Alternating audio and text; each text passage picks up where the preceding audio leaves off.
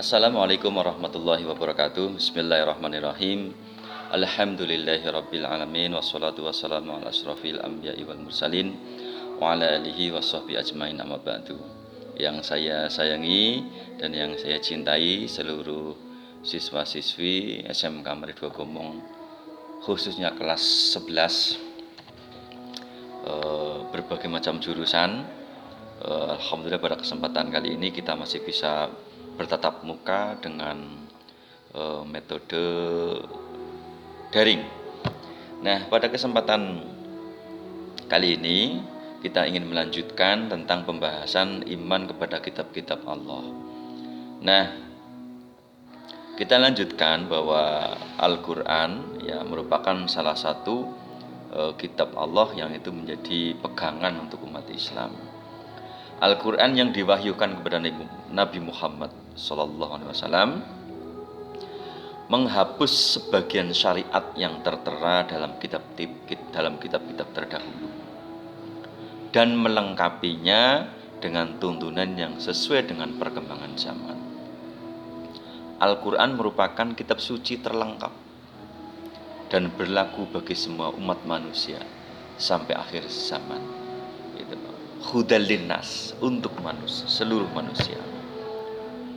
Nah, dalam Quran surat Al-Baqarah ayat 2 Allah berbicara, Bismillahirrahmanirrahim, dzalikal kitabul la raiba fih hudal lil muttaqin. Kitab atau Al-Quran ini tidak ada keraguan padanya, petunjuk bagi mereka yang bertakwa. Jadi Al-Quran ini memang petunjuk bagi orang yang bertakwa. Jadi siapapun yang bertakwa, maka Al-Quran adalah petunjuknya.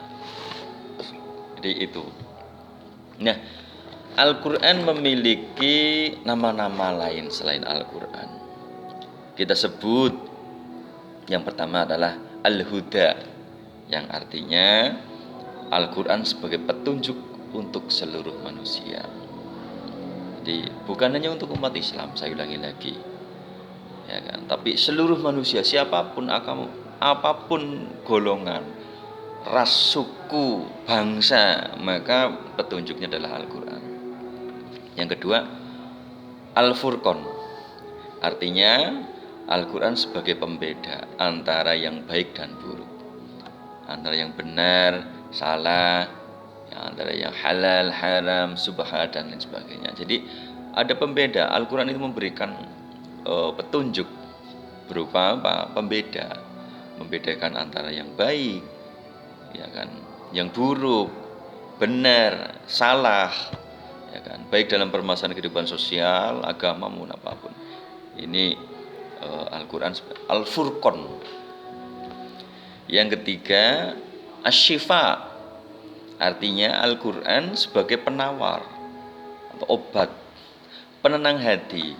Bisa jadi itu sebagai penenang hati jiwa, ruh, ya kan. Dan bisa jadi sebagai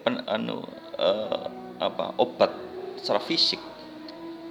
Maka jangan heran hanya sebuah air bening yang dibacakan Al-Quran, ya kan, lalu air minum bening itu diminumkan pada orang yang sakit, hal itu bisa menjadi wasilah kesembuhan. Karena apa? Al-Quran memiliki sifat asyifa, itu obat atau penawar. Berikutnya yaitu Al-Quran sebagai nama lain itu Az-Zikr, artinya Al-Quran sebagai peringatan adanya ancaman dan balasan. Di dalam Al-Quran itu ada sebuah ancaman, ada balasan, ya kan? Ada untuk peringatan, bisa jadi sebagai untuk berzikir, mengingat-ingat Allah dengan cara membaca Al-Quran. Nah, berikutnya itu Alkitab, yang artinya Al-Quran adalah firman Allah Subhanahu wa ta'ala yang dibukukan. Jadi Al-Qur'an itu memang dibukukan, ya kan, dibukukan menjadi sebuah buku kan ya. Jadi dulu itu Al-Qur'an belum terbukukan, masih dalam ceceran-ceceran ditulis di pelapah daun korma, di batangan kayu, bahkan konon katanya di tulang tulang atau apa itu. Jadi ya, ini ada beberapa nama-nama Al-Qur'an selain Al-Qur'an. Al-Huda, Al-Furqan, Asy-Syifa, Az-Dzikr, Al-Kitab. Ini barangkali Anda perlakukanlah Al-Qur'an satu sisi sebagai Al-Huda, sebagai Al-Furqan, sebagai Asy-Syifa, Az-Dzikr, Al-Kitab. Jadi kita harus tahu bahwa Al-Qur'an bisa menjadi petunjuk, bisa menjadi pembeda antara yang baik dan benar, baik dan buruk. Asy-Syifa sebagai obat, penawar, Az-Dzikr sebagai untuk berzikir, mengingat, peringatan, ya kan. Al-Kitab sesuatu hal yang dibukukan, ditulis, jadi dibukukan ini. Jadi ini lalu apa saja di dalam kandungan Al-Qur'an? Kalau kita baca beberapa kandungan-kandungan di dalam Al-Qur'an, maka isi pokok Al-Qur'an adalah sebagai berikut. Bisa jadi Anda kapan-kapan bukalah baca-baca buku juga tentang Al-Qur'an. Apa yang pertama? Akidah atau keimanan. Pertama adalah akidah atau keimanan. Bahwa di dalam ada sekian ayat di dalam Al-Qur'an yang menunjukkan bahwa itu pentingnya akidah atau keimanan. Jadi yang kedua, ibadah. Baik ibadah mahdhah maupun ibadah khairu mahdhah. Jadi ibadah mahdhah yang ada tuntunannya dan ibadah khairu mahdhah yang itu ijtihad ulama atau yang tidak ada secara langsung tentunya di dalam Al-Qur'an. Yang ketiga yaitu akhlak seorang hamba kepada Khalik, kepada sesama manusia dan alam sekitarnya. Yang keempat yaitu muamalah, yaitu hubungan manusia dengan sesama manusia. Jadi bukan hanya sesama Islam, tapi sesama manusia, apapun golongannya, apapun agamanya. Jadi ada hubungan muamalah antar sesama manusia. Yang berikutnya, yang kelima yaitu kisos, yaitu cerita Nabi dan Rasul, orang-orang saleh dan orang-orang yang ingkar. Jadi kisos, ada balasan-balasan. Yang berikutnya semangat mengembangkan ilmu pengetahuan. Kita tahu di dalam Al-Qur'an itu ada sekian ayat yang menunjukkan pentingnya untuk pengembangan ilmu pengetahuan.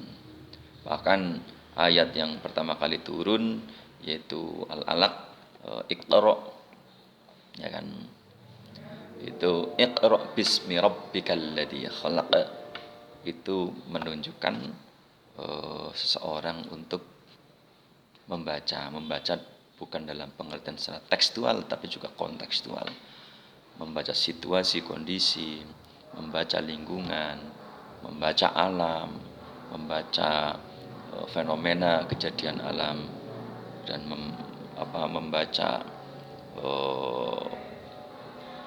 membaca prediksi masa depan, membaca sejarah.